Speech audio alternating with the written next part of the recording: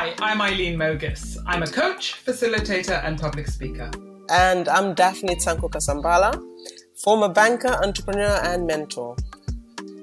We're longtime friends and African women in the diaspora, talking to women like us about the things that matter to us. And this is SoulFully podcast.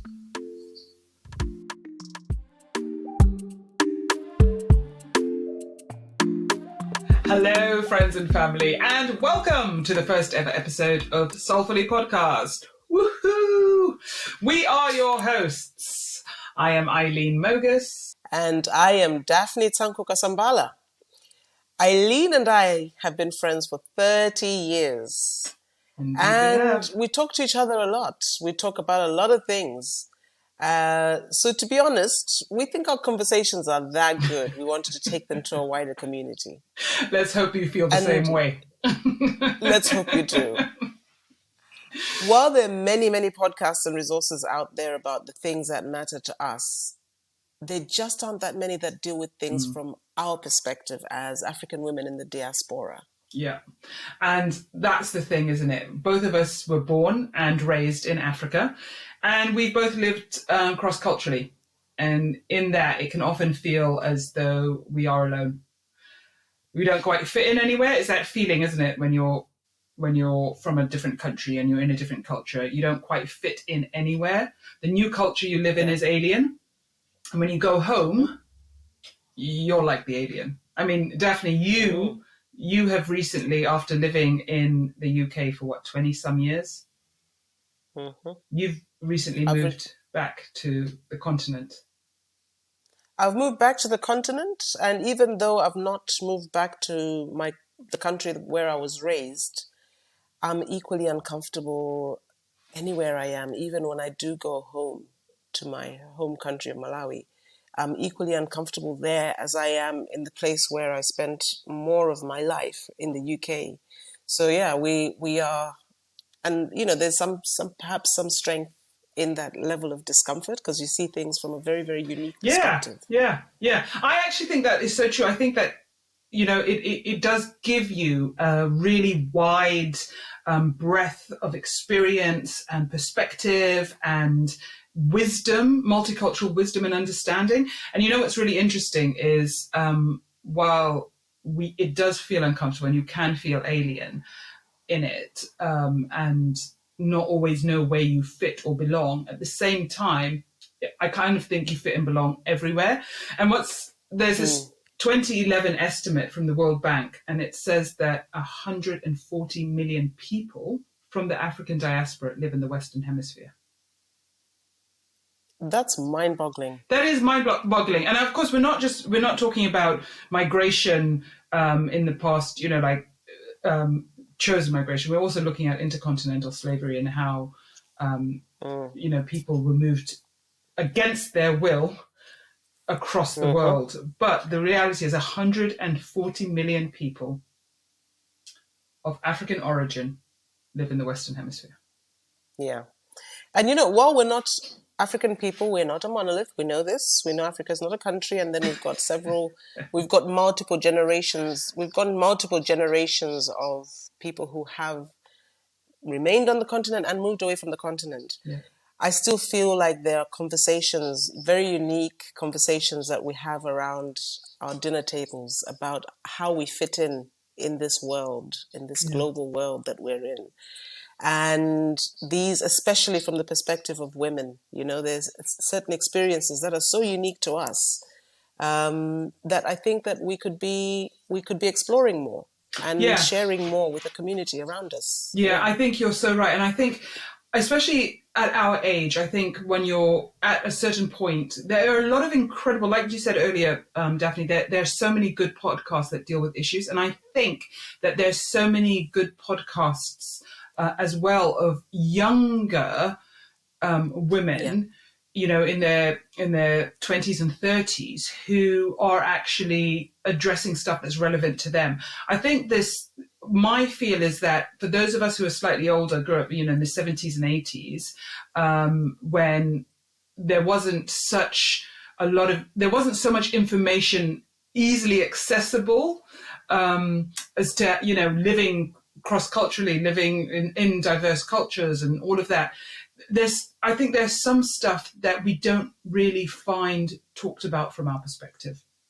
And especially when, both of us have had the experience of being uprooted and moving at a time when, especially, when I think of you, Daphne, when you moved to the UK, and we'll come to your story, when you moved to the UK, there weren't many faces like you doing what you were doing, educated in Africa, coming to Yeah. the Western Hemisphere. And I think that Yeah. experience is relatively unique. Yeah, and it was lonely. It was lonely. You felt like the only person out there. And I remember, in the early days of the internet, you'd have forums and all of that. But it was very difficult to occupy the spaces that I occupied. But eventually, good news is I did find my tribe, and the internet has allowed that tribe to grow. They're people I've never met before, but they are Yeah. still part of that tribe. And we're talking and we're experiencing similar things, and we're evolving as well. So it's not just about the African experience, it's about the female experience. It's about things that happen to our minds, bodies, and souls that we want to discuss as well. Ain't that the So truth? yeah. So Yeah. Eileen, some of the topics on that. One of the things that I love to explore, which we will be going into, is health and well-being. We'll be looking at a range of topics, having conversations about mental and emotional well-being, physical health, spiritual well-being Yeah, as the well. whole kit and caboodle. I think Yeah, that's the thing, right? As women, like you said, there's so many things we want to talk about, from from sex and marriage and relationship and raising children, all of it. To be able to look at that through a lens that, and like you said, I think which is so important. As African women, we're not a monolith, but there's so much we can glean from each other and learn from yeah, each other's experience. And there is something, I always find there's something where a part of my physical being sort of exhales when I'm having a conversation with somebody who understands something about the African continent, right? Who's yeah. basically had their feet on the soil. you know, Mm-hmm. it's There's a like a little bit of knowing. There's a there's a knowing. knowing, right? And I think it's that knowing, it's that knowing when you're having that conversation that just, I hope all these conversations, as we unpack all the different things that we're interested in talking about, and talk to women who are actually doing these things, Mm-hmm. from arts and fashion and all of that, women who are actually contributing, that we can have that conversation with the knowing, with that little Yeah, knowing, absolutely. and then learn from each Absolutely. other in that. Yeah. And But Daphne, so here's the thing. mm, Aside from what we're going to be talking about, I think it's only fair that people know a little bit about us. So, I had already yeah. said that you've been knocking about, living on different continents. Tell us a little bit Mm. about who you are. I am born and raised in Malawi. Hmm. Spent more than half of my life actually living outside Malawi now. The balance is tipping the other way. I've lived in the UK and the US, and now I'm living in South Africa. Because of my background, yeah, I'm a Malawian, through and through, but I do see myself very much as a global citizen. Um, I've had 20 years in the banking industry, both in Africa and in Europe. And I was one of the people who experienced the global financial crisis in 2008. And why that is important is it literally put me in a very interesting and challenging situation where I I was pushed into a position of reassessing all my life's choices Yeah, because I knew yeah, that my career was about to experience massive change. So I think at that point, 2008 onwards was a time when I really started exploring myself, not just from a career point of view and from a purpose point of view, but even from a health and well-being, just general health and well-being point of view. So I've gone through that journey. I'm still going through that journey of learning. I'm still learning and growing. hey, isn't that for the rest of our lives, right? Absolutely. It Hopefully. is. It is. When we finish changing, we finished, as Benjamin Franklin said. So I then made a decision to change and do a complete 180 degree and leave banking behind. And I started my own fashion retail business. And the fashion retail business purely was to put a spotlight on and create markets for African designers who were just sprouting up like bamboos everywhere, and it was a fantastic experience. It allowed me to combine my passion for business and entrepreneurship with African design and my unrealized ambition of becoming a fashion designer, See, I which love never that. I happened. love that. I love that though, because I think that is a topic that is really important and interesting to sort of talk about. And maybe we'll get to an episode once where we talk about career shifts. Because, the classic, in Mm-hmm. um, many non-Western cultures, it's you become a doctor, Mm. lawyer, engineer, banker, Accountant. accountant, right? And and so a lot of us are probably prescribed. I did not, because I refused, much to everybody's grief in my life and family. I refused to go down that road. I just couldn't do it. I tried law. I did try law Yeah. very Mm-hmm. unsuccessfully. It's not that I was bad at it. I just decided not to attend lectures. That's yes, I can see why that would be a problem. I felt like it was my legal right to not do something I didn't want to do. But anyway, so it's that thing of these are the career paths that a lot of us are told we should follow, Exactly. and Yeah. so And the classic thing. but that story then of how you changed that, and I think Mm. there are quite a lot of women. In very similar positions to yourself, who've actually made a choice at some point to do things Yeah. differently. Yeah, I was very pleasantly surprised because I was existing in a world which involved sort of trekking over to the city and dealing with people of completely different demographic. And then when I yeah, switched into the creative space in the London scene, I met a whole different group of women, and a lot right. of them were leaving behind careers, the professional careers, and now dabbling in all different kinds of creative pursuits, and it was validating. And Can I just ask you that? Have you ever regretted it? no, I haven't. I've. See, is Do you that? mean regretted switching into the creative? No, Yeah, I mean yeah, It's not because I've not had failure, and it's not yeah. because it's been easy. It's been very very difficult, Mm. but every failure is a lesson for me. At this point, I'm still moving forward. I'm still trying. So every Oh, failure is a lesson for me at okay, this point. So I have no regrets. that's brilliant. But here's the next question: Have you ever? Do you think if you had stayed in banking, you would have regret? I think so because the change happened. My decision to change happened even before this financial crisis happened. I was already saying to myself, I need to move into. I need to do something with Africa.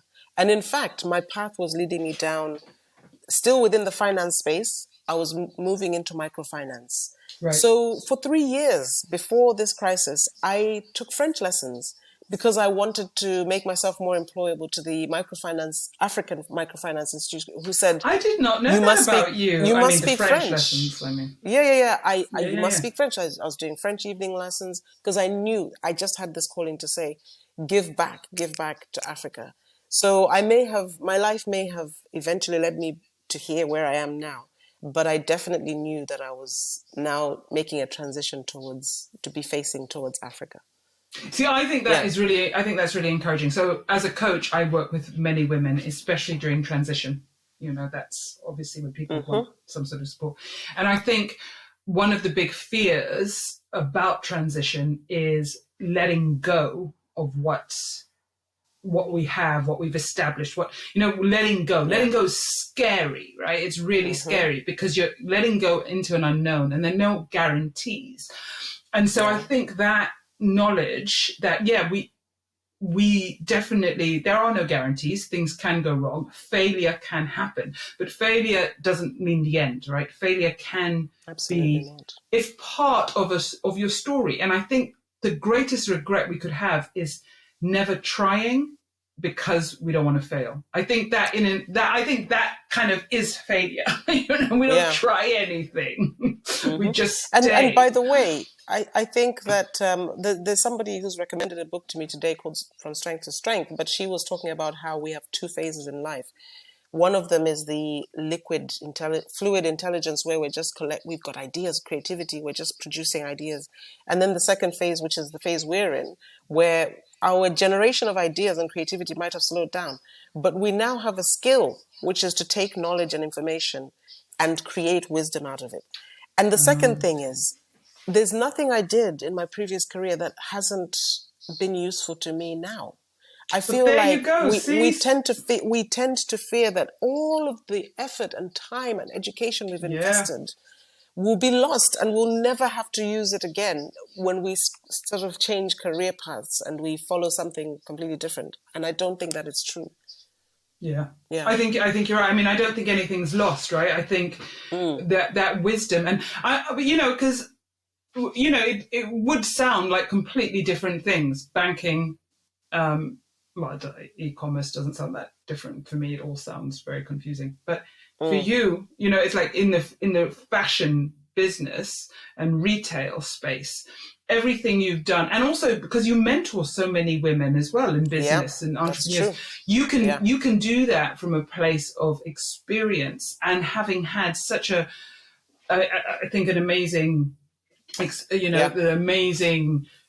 You weren't only a banker on the African continent, you were a banker in the Western Hemisphere, in the city of London. Exactly. You got to see the top of the tops, the best of the best. And in fact, you're right. Yeah, you're right. And in fact, like, that's one of the things I love doing the most, which is to find patterns in the fragmented, to be able to say to somebody who's struggling with an issue, I've seen this before, whether it was within a top tier multinational corporation or with another startup in a different country.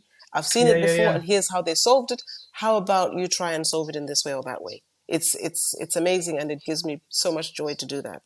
So, and that's pulling on all the strings of your life, isn't it? It's amazing, all your experience. But okay, so so career-wise, business-wise, fab. What about family-wise?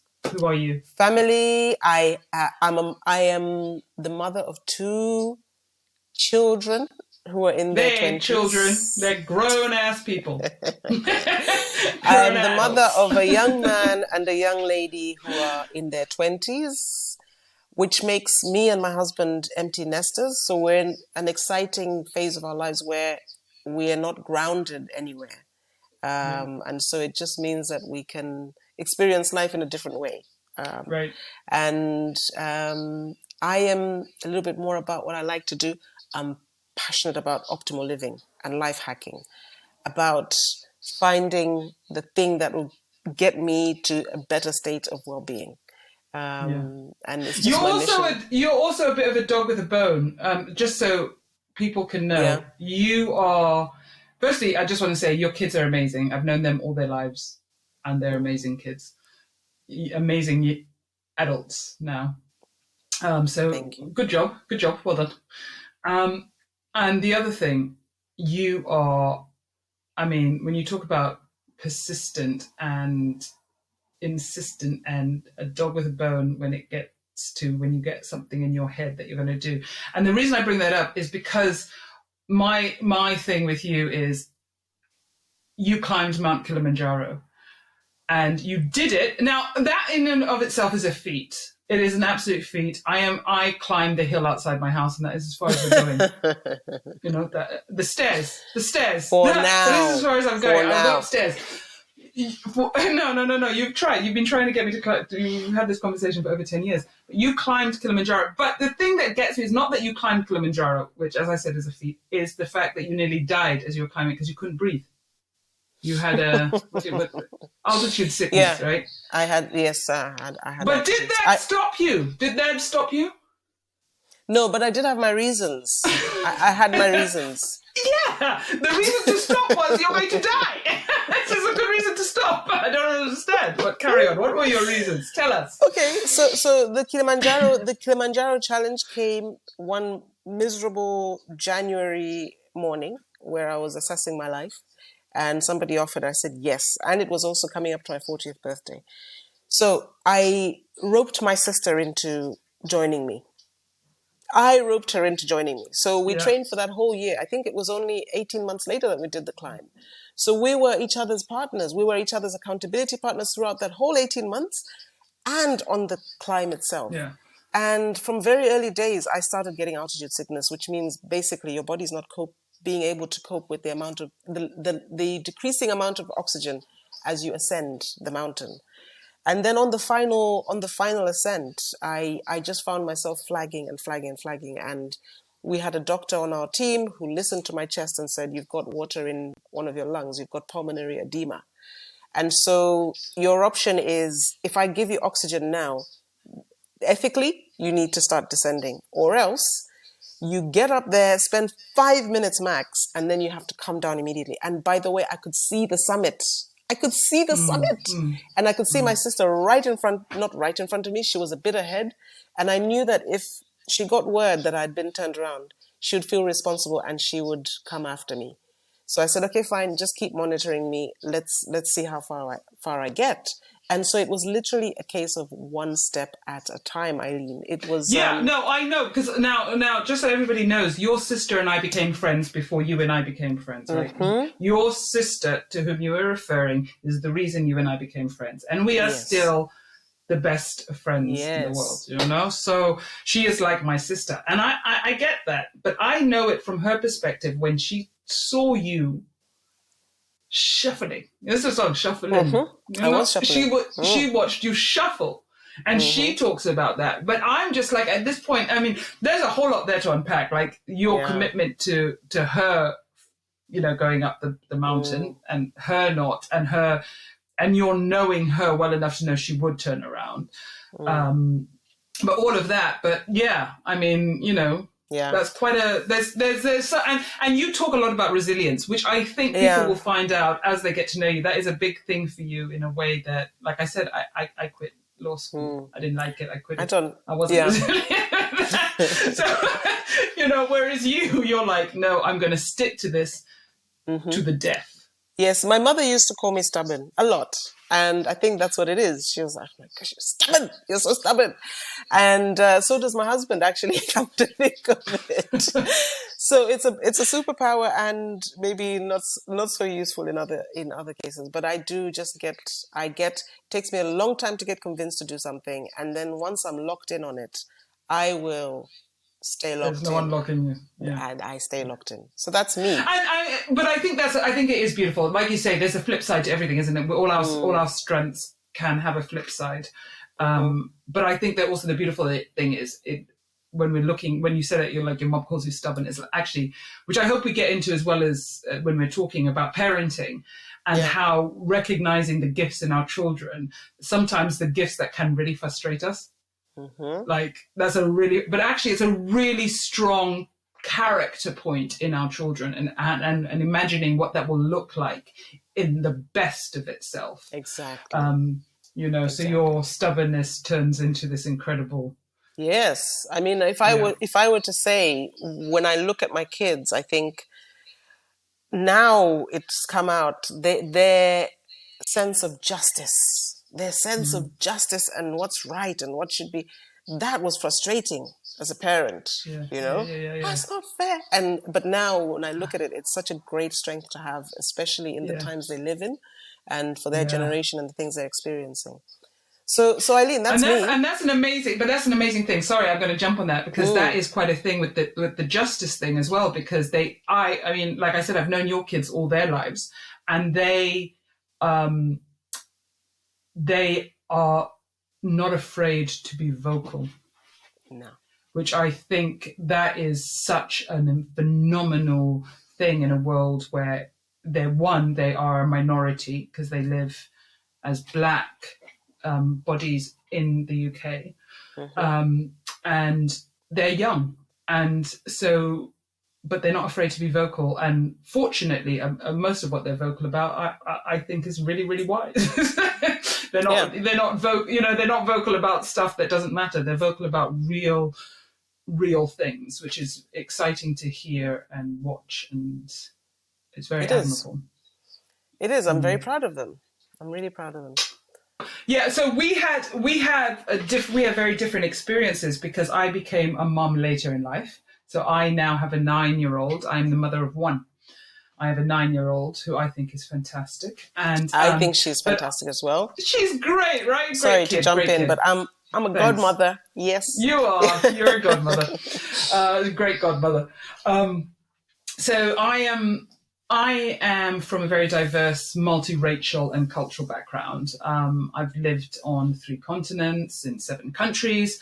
So very much like you, I like to think of myself as a global citizen. And I find that background, my experience, has given me the ability to cross the cultural divide and make information relevant to most audiences, which I love to do. I love to see that cultural, those aha moments in cultural contexts, and see how our diversity of difference can complement, as well as what we can learn from each other, what we find out, why we do the things we do because of cultural influence and stuff. So I love all of that. Yes, I think it's only occurring to me now, the fact that from a very early age, because you are biracial, the fact that you, as a child of people from 2 completely different cultures, had to navigate as a child, very early on, communicating with 2 people, strong personalities, from 2 different cultures, must be what gives you that ability to communicate across so many different cultures. Do you know that maybe that is it? I think that, I mean, like you said, you're looking back when my white mother married my African father. She traveled to Africa by boat. Okay, let's put it in context. They sent telegrams in those days. Right? They didn't have, these were the phone calls where they had to go through the switchboard kind of phone calls. You didn't make international phone calls. There was no internet access to, so this is the world which I think, very admirable of my parents. Terrifying. My mother left. She was in Australia at the time. She left Australia, coming to Africa, not knowing if she would ever see her family again. And so I grew up. So that says a lot about her personality. She's not shy and retiring. And then my dad as well was a very, very strong personality. So I did grow up in a household with 2 completely different cultures that hadn't really influenced each other. My mother herself is from a mix of cultures. So my grandfather was Dutch, my grandmother's Danish, English. In Argentina, they moved to Argentina. So that, and then my grandfather was a diplomat in Australia. So my parents met in Australia when my father was doing his I think his undergrad or his master's, I'm not sure, but something his undergrad in Australia. And so there's a lot of cultural stuff going on there, but those 2 cultures are there's nothing in common between my parents culturally. Zero, nothing. And there wasn't the exposure that we have now. So we can, like now you can know about cultures much more easily, right? You can learn. There was none of that. So it's all, so then you've got all these cultures coming into my family. And so I like to say I'm a 3rd culture kid before that term was sexy. When it was happening on the boats. When it was happening on the boats.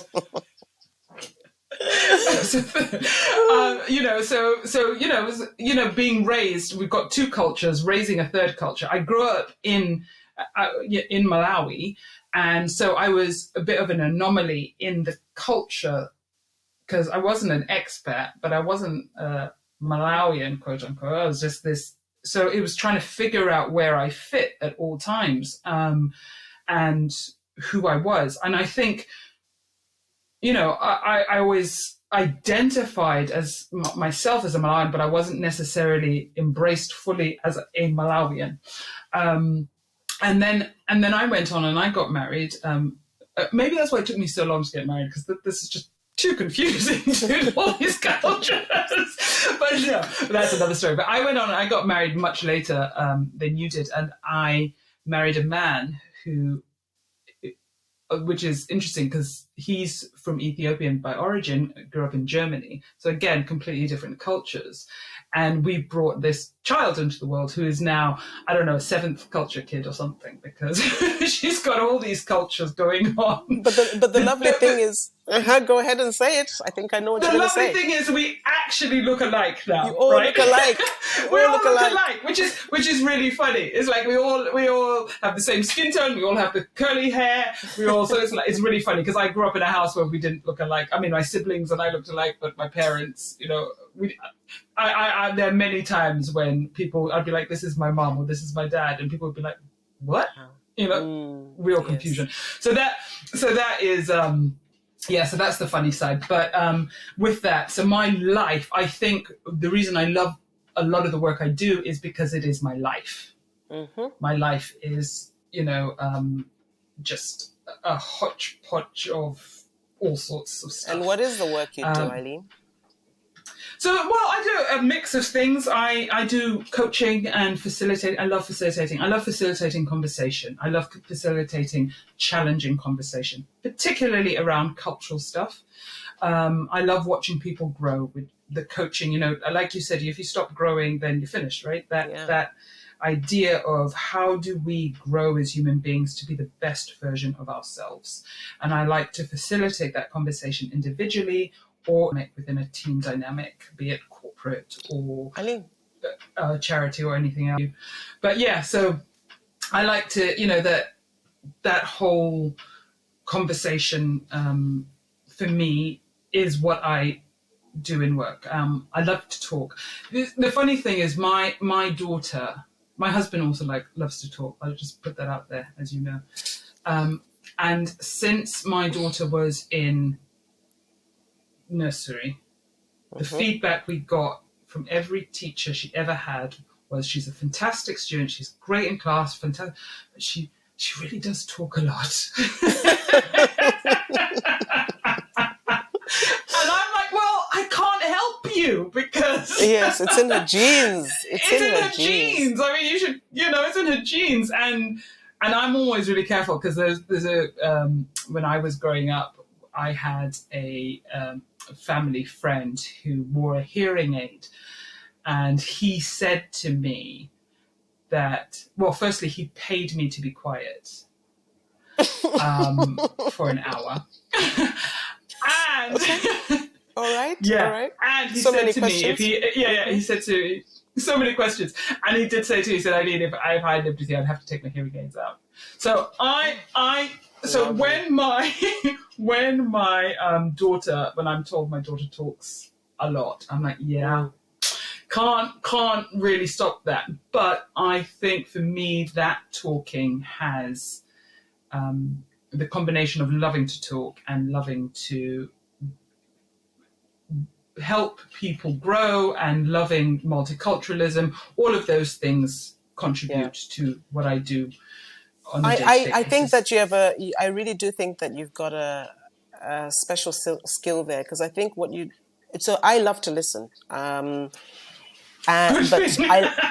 So the two of us make a just absolute perfect pairing.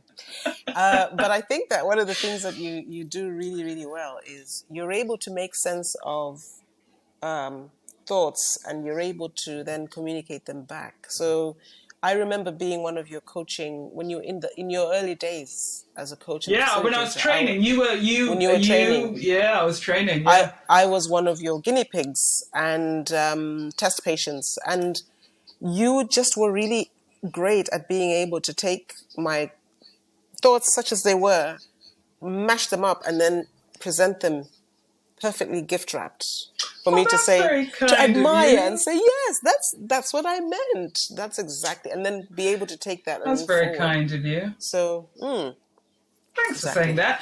I mean, we'll talk about, I think one of the things that I've struggled with, which I think it's good to have a conversation around this, is imposter syndrome. Is actually saying, well, how have do I have the right to take up space in the world? And I think that is a really important conversation, because I think I know for a fact, because I'm a coach, I am not the only person who's dealt with this. But that's, yeah, so that's all part of it. And I think one of the other things that I do want to talk about, because it is a difficult conversation, is I want us to be really honest about what it is to be African women who look different. You know, what is it to be African women who are dark skinned, African women who are light skinned? What is it to be a black African and a biracial African? Let's not gloss over things. Let's call things what they are. Let's talk about colorism, which I'm very passionate about, because I have been the benefactor of lighter skin on the African continent. And if anybody tells me colorism doesn't exist, I, as a light-skinned black woman, can tell you it does. And so I get very passionate and I get really angry, actually, when I hear light-skinned black women deny it. Yes, exactly. I mean, you and I have been out socializing in London, or in maybe not so much in Malawi. We were a bit younger then, but I've been out socializing with you, and I have been able to get almost first-hand experience of how you move and how the world receives you, especially in black spaces. So I'm really looking forward to having those conversations. Yeah. And, you know, I remember having this conversation with your sister many years ago, and I hadn't, so we had gone into a shop, and this is us in Africa, living in Africa, and we had gone into a shop, and she wanted to buy something, and the shopkeeper would only talk to me. This is on the African continent. This is in Malawi. And I didn't remember. She reminded me of this because I had forgotten, but I got really angry. And I basically said to him, am I buying from you? Can you please talk to your customer, you know? Yeah. And it's a really mind-boggling thing to me, especially as the daughter of a black man. Like, my father was a black man. He was a powerful, beautiful, wonderful, smart, majestic black man, that I would try and distance myself because of the tone of my skin from blackness. That is a marvel to me. You know what I mean? And I see this happen in communities, and I see colorism around that, and for someone like me not to stand up and say, hey, hold on, this exists. This, you know, within our own communities. It's not just about white folk. It's within our own communities, what we're doing to ourselves, how we've internalized racism, and what it's doing to ourselves. So that is a conversation, and I can go on and on about that. I won't now, but I think it's an important conversation. But I also want to point out, because it is you and me, this conversation. Yes. But we have a third host. We do have a third host, honorary member of the SoulFully podcast family, who will occasionally make appearances. Today, he is very quiet. Is he? But he is asleep. So this otherwise occupied. Otherwise occupied. This third host of SoulFully podcast is none other than my golden retriever, Sherlock. And he is very loud. He is very obtrusive and rather codependent, to be honest. Rather codependent. I don't think there is anybody who has ever lived who has been as happy to be in my company as my dog. And that's why you keep him. That's why I keep him. That's why I keep him. My husband does not feel for him the way I do. He really does not. But I have said to him that when he greets me with as much enthusiasm as the dog does, I'll get rid of the dog. So I can guarantee the dog is with us forever. That's fair. That's fair. So, dear listener, if you do hear the dog, just embrace him, welcome him in. Sherlock is his name, and he is very cute. We will put a photo of him on the podcast, on the website, won't we? Yes, we will. Yes, absolutely. Yes, we will. Right. So Aileen, that's us. That is us. I am really looking forward to all the conversations we're going to be having and sharing them. And we're inviting everybody listening to get involved in this conversation. These Yeah, are please do. conversations between us and our community. And if there are topics you think that we should be covering, if there's things we've said that have inspired you to come back, things you agree with or not, we want to hear all of it. This is a We do. very open and welcoming forum, and we're just looking forward to bringing you more and more of the conversations that stimulate, inspire, and challenge you. Absolutely.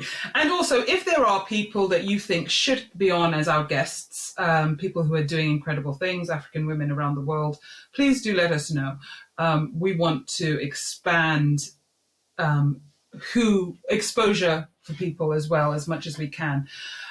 So yeah, just like Daphne said, get involved. We really appreciate you listening to us. We hope you enjoy it. Thank you. Until next time. Bye.